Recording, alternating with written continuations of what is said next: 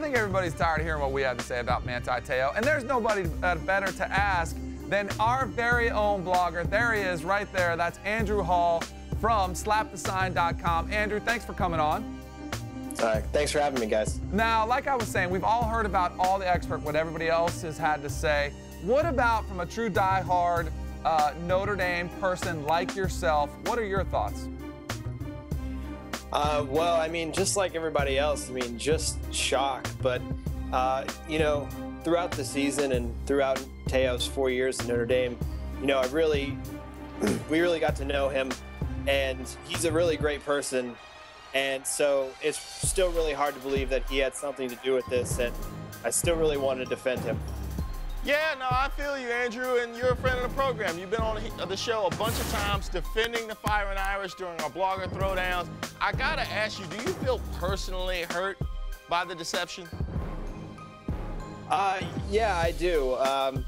You know, I was kind of reflecting upon it today, and it almost makes the season feel like it didn't happen or that it was on false pretenses. So yes, I do feel personally hurt.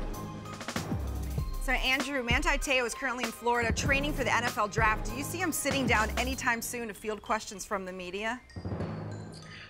Well, he has to. He had the opportunity on Monday to get ahead of this story and tell his side. But now the Deadspin article is kind of controlling everything that's in the media. And until he speaks out, people are still going to question his character.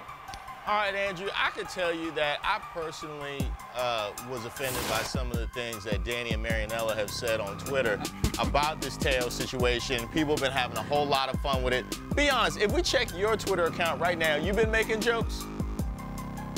I really have only been making jokes about how crazy this has been. I think between the national championship game and today, I feel like I've aged about 10 years.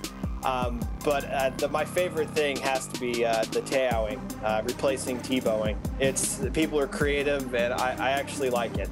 It is pretty good. Now, Andrew, you brought up the BCS national title game. Does this give you guys any sort of excuse for the performance you guys put on the field? Because face it, Te'o was the emotional leader. If he had this huge distraction, do you think that impacted their performance in that game against Alabama?